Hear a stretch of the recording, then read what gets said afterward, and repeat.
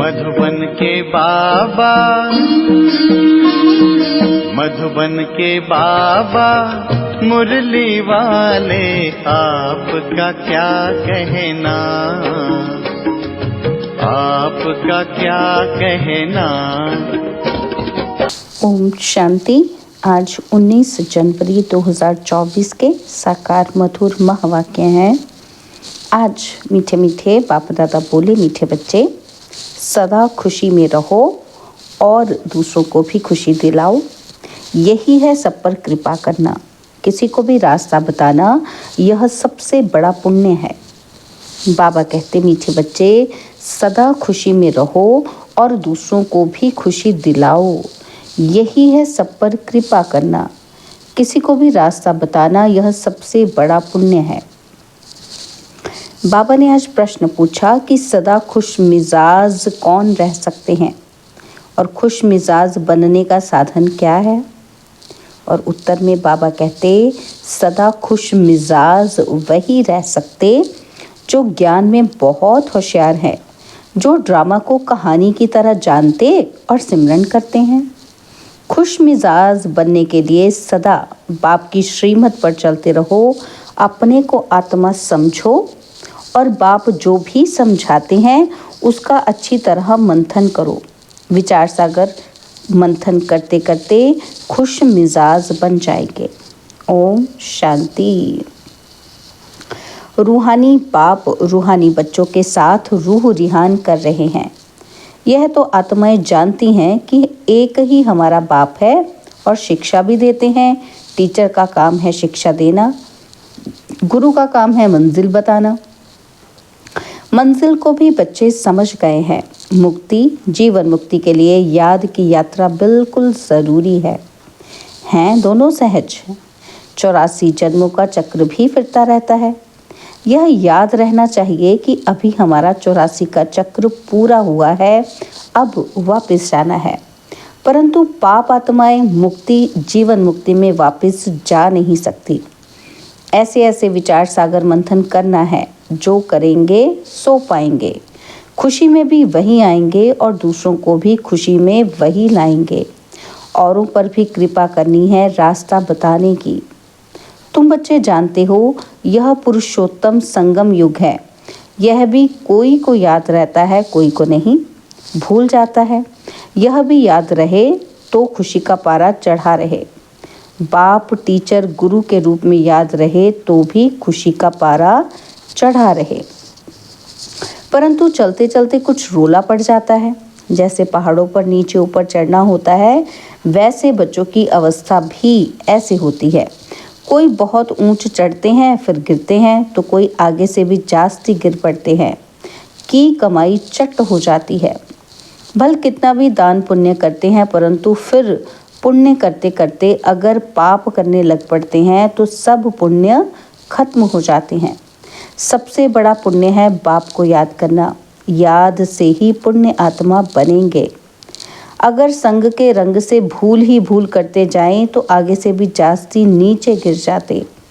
फिर वह खाता जमा नहीं रहेगा, ना हो जाएगा, माना घाटा हो जाएगा। पाप का काम करने से ना हो जाता, बहुत पाप का खाता चढ़ जाता है।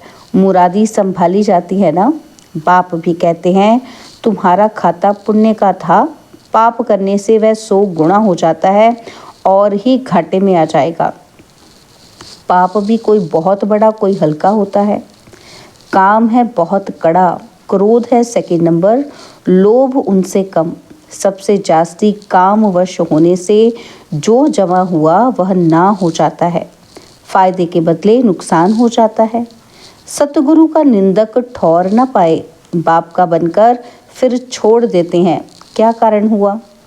अक्सर करके काम की चोट लगती है। यह है कड़ा दुश्मन, उनका ही बुत बनाकर जलाते हैं। क्रोध लोभ का बुत नहीं बनाएंगे। काम पर ही पूरी जीत पानी है, तब जगत जीत बनेंगे। बुलाते भी हैं कि हम जो रावण राज्य में पतित बने हैं, हमको आकर पावन बनाओ। गाते तो सब हैं पतित पावन, हे पतितों को पावन बनाने वाले सीताओं के राम आओ। परंतु अर्थ नहीं समझते हैं। यह भी जानते हैं कि बाप ज़रूर नई दुनिया स्थापन करने आएंगे, परंतु बहुत टाइम देने से घोर अंधियारा हो गया है। ज्ञान और अज्ञान है ना। अज्ञान है भक्ति, जिसकी पूजा करते उसको जानते ही नहीं, तो उनके पास पहुँचेंगे कैसे। इसलिए दान पुण्य आदि निष्फल हो जाता है। करके कुछ अल्पकाल के लिए काग विष्टा के समान सुख मिलता है, बाकी तो दुख ही दुख है। अब बाप कहते हैं, मामीकम याद करो तो तुम्हारे सब दुख दूर हो जाएंगे। अब देखना है कि हम कितना याद करते हैं। जो पुराना खत्म हो, नया जमा हो। कोई तो कुछ भी जमा नहीं करते, सारा मदार है याद पर। याद बिगर पाप कैसे मिटे अथवा कटे। पाप तो बहुत हैं जन्म जन्मांतर के। इस जन्म की जीवन कहानी सुनाने से कोई जन्म जन्मांतर के पाप कट नहीं जाएंगे।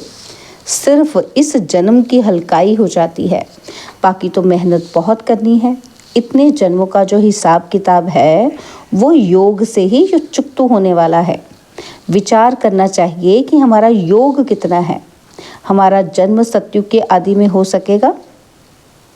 जो बहुत पुरुषार्थ करेंगे वही सतयुग के आदि में जन्म लेंगे। वह छिपे नहीं रह सकते। सब तो सतयुग में नहीं आएंगे, पिछाड़ी में जाकर थोड़ा पद पाते हैं। अगर पहले आते भी हैं तो नौकरी करते हैं। यह तो कॉमन बात है समझने की। इसलिए पाप को बहुत याद करना है। तुम जानते हो, हम नई दुनिया के लिए विश्व का मालिक बनने आए हैं। जो याद करेंगे उनको ज़रूर खुशी रहेगी। अगर राजा बनना है तो प्रजा भी बनानी पड़े, नहीं तो कैसे समझेंगे कि हम राजा बनने वाले हैं। जो सेंटर्स खोलते हैं, सर्विस करते हैं, उनकी भी कमाई होती, उनको भी बहुत फ़ायदा मिलता है, उनको भी अजूरा मिल जाता है। कोई 3-4 सेंटर्स भी खोलते हैं ना, जो करते हैं उनका हिस्सा तो आता है ना। मिलकर माया के दुख का छप्पर उठाते हैं तो इसमें कंधा सब देते हैं, तो सबको अजूरा मिलता है। जो बहुतों को रास्ता बताते हैं, जितनी मेहनत करते हैं उतना ऊंच पद पाते हैं, उनको खुशी बहुत होती है। दिल जानती है कि हमने कितनों को रास्ता बताया है, कितनों का उद्धार किया है। सब कुछ करने का समय तो यही है। खान पान तो सबको मिलता ही है, कोई तो कुछ भी काम नहीं करते हैं। जैसे मम्मा ने कितनी सर्विस की, सर्विस से उनका बहुत कल्याण हो गया। इसमें भी सर्विस बहुत चाहिए। योग की भी सर्विस है ना, कितने डीप डायरेक्शन मिलते रहते हैं। अभी तो आगे चलकर क्या क्या पॉइंट्स निकलेंगी। दिन प्रतिदिन उन्नति होती जाएगी, नई नई पॉइंट्स निकलेंगी। जो सर्विस में तत्पर रहते हैं वह झट पकड़ लेते हैं। जो सर्विस नहीं करते उनकी बुद्धि में कुछ बैठेगा ही नहीं। बिंदी रूप कैसे समझें। तुम कोई से पूछो कि आत्मा कितनी बड़ी है, आत्मा का देश काल बताओ तो कभी नहीं बता सकेंगे। मनुष्य परमात्मा का नाम रूप देश काल पूछते हैं, तुम आत्मा का पूछो तो मूंझ जाएंगे। किसी को भी मालूम नहीं है आत्मा इतनी छोटी बिंदी, उसमें इतना सारा पार्ट भरा हुआ है। यहाँ भी बहुत हैं जो आत्मा परमात्मा को जानते ही नहीं, सिर्फ विकारों का संन्यास किया है, वह भी कमाल है। सन्यासियों का धर्म अलग है, यह ज्ञान तुम्हारे लिए है। पाप समझाते हैं, तुम पवित्र थे फिर अपवित्र बने, अब फिर पवित्र बनना है। तुम ही 84 का चक्र लगाते हो। दुनिया में ज़रा भी इन बातों को नहीं जानते। ज्ञान अलग, भक्ति अलग है। ज्ञान चढ़ाता है और भक्ति गिराती है, तो रात दिन का फर्क है। मनुष्य भल कितना भी अपने को वेदों शास्त्रों की अथॉरिटी समझते हैं, परंतु जानते कुछ नहीं। तुमको भी अभी मालूम पड़ा है, तुम्हारे में भी नंबरवार हैं। भूलने के कारण ही खुशी गुम होती है, नहीं तो अथाह खुशी होनी चाहिए। बाबा से तुमको ये वर्षा मिल रहा है। बाबा साक्षात्कार करा देते हैं, परंतु साक्षात्कार किया श्रीमत पर नहीं चले तो फायदा ही क्या। बाप को दुख में सिमरन करते हैं, बाप को कहते हैं लिबरेटर, हे राम, हे प्रभु कहते हैं, परंतु वह कौन है जानते नहीं। भक्ति में कोई ऐसे नहीं कहते कि अपने को आत्मा समझ बाप को याद करो, बिल्कुल नहीं। अगर कहते होते तो परंपरा से चला आता। भक्ति तो चली आती है ना। भक्ति अथाह है, ज्ञान है एक। मनुष्य समझते हैं कि भक्ति से भगवान मिलेगा, परंतु कैसे और कब ये नहीं जानते। भक्ति कब शुरू होती है, कौन जास्ती भक्ति करते हैं, ये कोई नहीं जानते। क्या इतना 40,000 वर्ष और भक्ति करते रहेंगे? एक तरफ मनुष्य भक्ति कर रहे हैं और दूसरी तरफ तुम ज्ञान पा रहे हो। मनुष्य से कितना माथा मारना पड़ता है। इतनी प्रदर्शनी करते हो फिर भी निकलते कोटों में कोई हैं। कितनों को आप समान बनाकर ले आते हैं।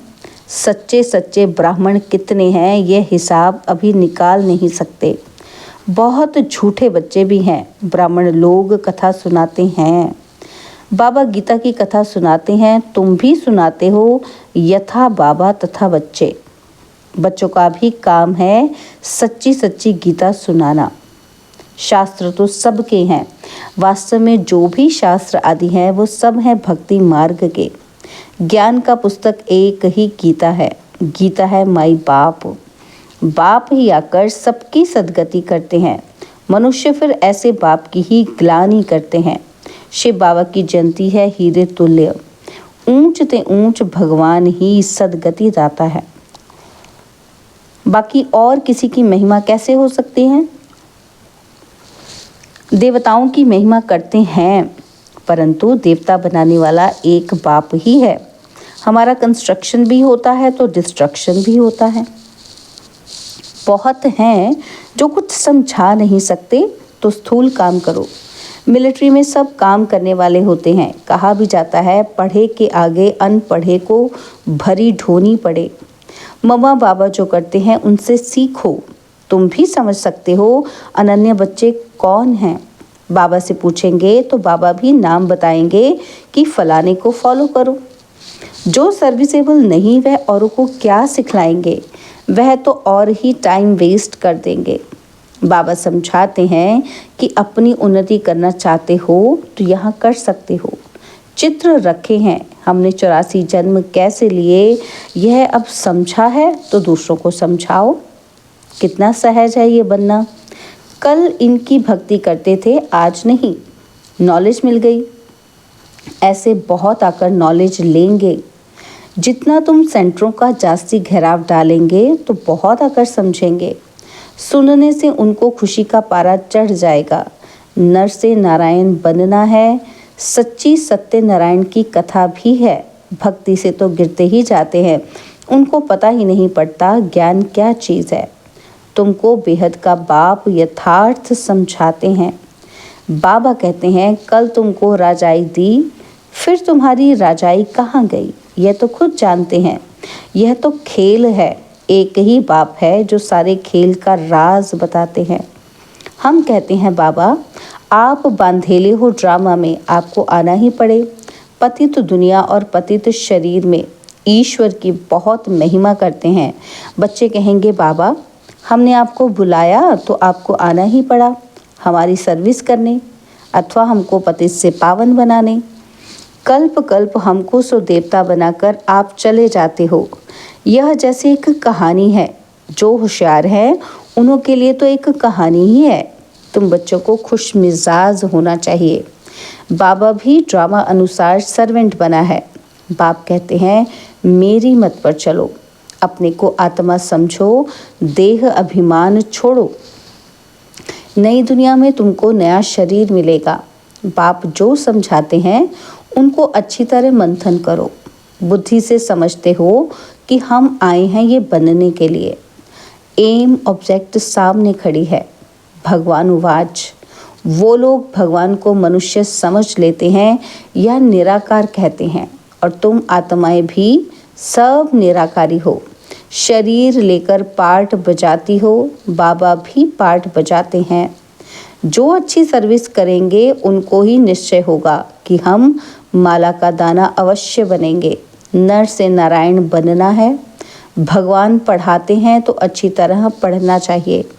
परंतु माया को अपोजिशन बहुत होता है। माया तूफान में लाती है। अच्छा, मीठे मीठे सिकिलते बच्चों प्रति माता पिता बाप दादा का याद प्यार और गुड मॉर्निंग। रूहानी बाप की रूहानी बच्चों को नमस्ते। हम रूहानी बच्चों की रूहानी बाप दादाजी को दिलवा जान सिखवा प्रेम से नमस्ते। ओम शांति। प्यारे बाबा, मीठे बाबा, मेरे बाबा, शुक्रिया बाबा, शुक्रिया बाबा, शुक्रिया। धारणा के लिए मुख्य सार है। पहला पॉइंट है, विचार सागर मंथन कर अपार खुशी का अनुभव करना है। औरों को भी रास्ता बताने की कृपा करनी है। संग के रंग में आकर कोई भी पाप कर्म नहीं करना है।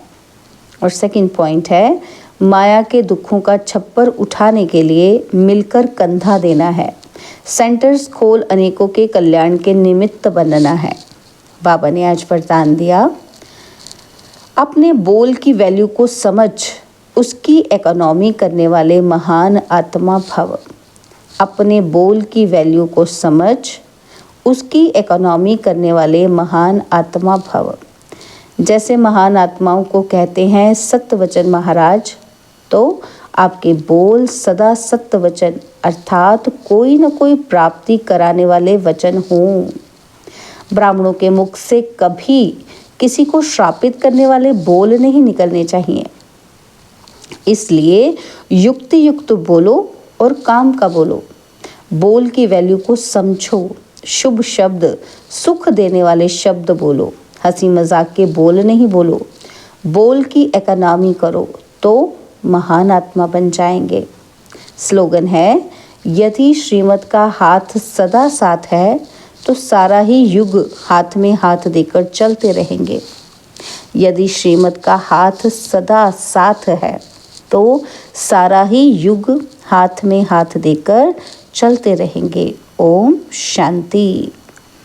तो अव्यक्त साइलेंस द्वारा डबल लाइट फरिश्ता स्थिति का अनुभव करने के लिए बाबा ने कहा, जैसे लाइट के कनेक्शन से बड़ी बड़ी मशीनरी चलती हैं, आप सभी हर कर्म करते कनेक्शन के आधार से स्वयं भी डबल लाइट बनकर चलते रहो।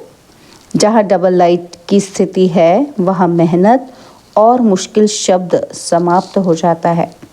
अपनेपन को समाप्त कर ट्रस्टीपन का भाव और ईश्वरीय सेवा की भावना हो तो डबल लाइट बन जाएंगे। ओम शांति। और अब यह एक बहुत अच्छी वीडियो भी जरूर देखें।